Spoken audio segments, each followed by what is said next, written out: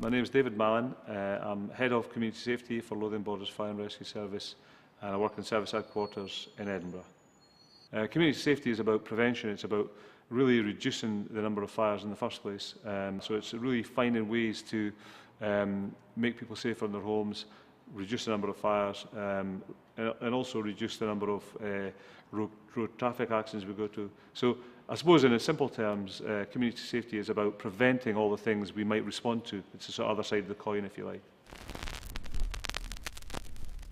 I should have probably been at school when I was 19, 20, studying for exams. I was a bit of a late developer.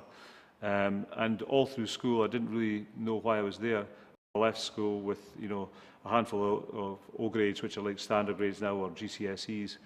And I sort of thought, well, I'll look for a job. And I was lucky enough to get an apprenticeship as an engineer. So I kind of fell into that, and I liked fixing things. So it was great. I really loved that job, and I did that apprenticeship. But all that time, never thought about the fire service or any other career for that matter, until really my apprenticeship came to an end, and I really had to look for another job. That was a thing for me, and I thought, well, what am I going to do? And it was that point that I think I realised why I need to go to school, because I was trying to get a job, any job, but I couldn't pick up a job very easily. It was really quite difficult, and people are looking for qualifications, and the fact that I didn't have qualifications had painted me in a corner a wee bit, and unless there was a job for my specific industry or my job, I was struggling a bit. So that was a bit of a kind of wake-up call for me then. So I started doing some further studies at Open University. I had quite an interest in computers, so I thought about working in electronics and computers. So I started doing an electronics degree with Open University. But early on in that, I realised that I just did not like working with maths. It was all math stuff, and I thought, not really for me. But I was able to move over to something else, and I started doing sciences. While I was going through that, the opportunity to join the fire service came up. So although my sort of academic pathway was taking one direction, my employment pathway was going in a different direction. So I joined the fire service. I'm thinking, well, is this degree that I'm doing appropriate anymore? So as it turned out, science is really useful in the fire service. So I just continued with it, and then I joined the fire service.